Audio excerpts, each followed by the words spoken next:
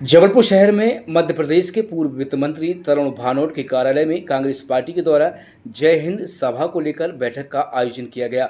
इस मौके पर पूर्व वित्त मंत्री तरुण भानोट ने बताया कि जिस तरह 22 अप्रैल को आतंकवादियों के द्वारा 26 लोगों की निर्मम हत्याएं कर दी गईं और केंद्र सरकार और भारतीय सेना के द्वारा ताबड़तोड़ हमला कर आतंकवादियों को मौत के घाट उतार दिया गया, लेकिन बीच में अमेरिका के राष्ट्रपति डोनाल्ड ट्रंप ने कहा है मध्यस्थता कर दोनों देशों में हो रही युद्ध को समाप्त कर दिया है।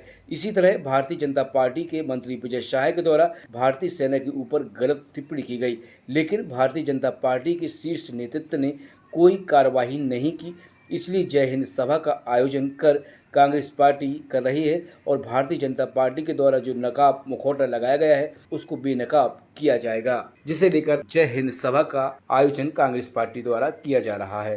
देखिए, ये सिर्फ एक कार्यक्रम नहीं है। जय हिंद सभा इसलिए आयोजित की जा रही है 22 अप्रैल को एक दुखद घटना जिसने मानवता को शर्मसार किया और भारत माँ के लाल जो थे वो शहीद हुए एक कायराना आतंकवादियों द्वारा घटित घटना में पहलगाम में, जो पाकिस्तान हमारा पड़ोसी मुल्क है उसके द्वारा प्रायोजित था। जब देश पर संकट आया,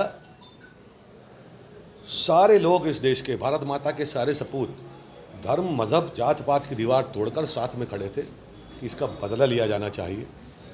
जिनने हमारी माताओं बहनों के मांग का सिंदूर उजाड़ा है उनको सबक मिलना चाहिए।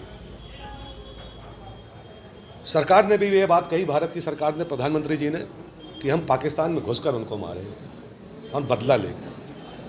सर्वदलीय बैठक हुई, सारे राजनीतिक दलों ने एक स्वर में ये कहा और हमें इस बात का बहुत गर्व है, जो हमारी परंपरा थी उसका निर्वहन कांग्रेस पार्टी के राष्ट्रीय अध्यक्ष आदरणीय मल्लिकार्जुन खड़गे जी ने कहा।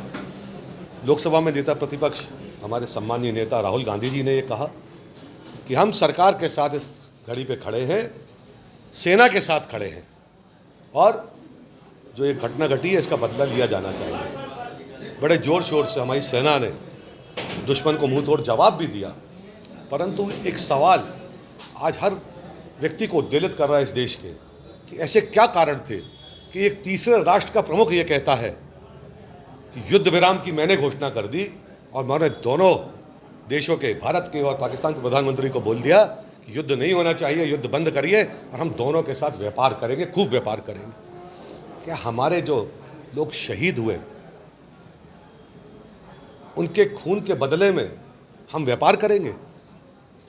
क्या कोई तीसरा देश भारत को ये बताएगा आकर कि हमें कब युद्ध लड़ना है, कब युद्ध रोकना है?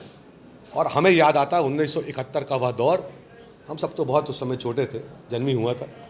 इतिहास बताता है कि किस तरह लौह महिला तत्कालीन प्रधानमंत्री श्रीमती इंदिरा गांधी जी ने बिना किसी भी विश्व के बड़ी सामरिक दृष्टि से, जो आर्थिक दृष्टि से मजबूत देश थे, उनके दबाव में आए बिना पाकिस्तान से युद्ध लड़ा।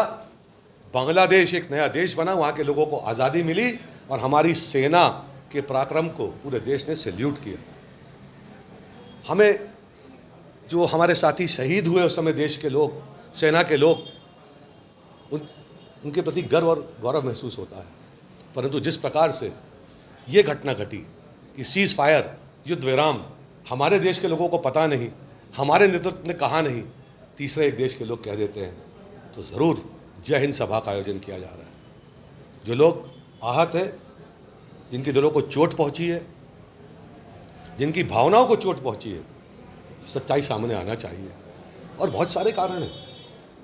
हमारी बहन सोफिया कुरैशी जो आर्मी की कर्नल है, उनके प्रति जिस प्रकार की एक बेहूदी टिप्पणी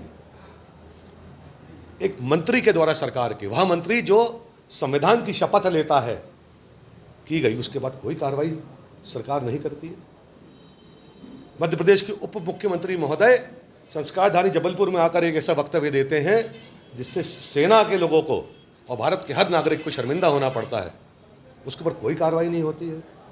भारतीय जनता पार्टी के राजस्थान के सांसद उन शब्दों का उपयोग करते हैं जो एक आम आदमी अपनी बोलचाल की भाषा में भी नहीं कर सकता, हमारी माताओं बहनों के बारे में, इस देश की महिलाओं के बारे में।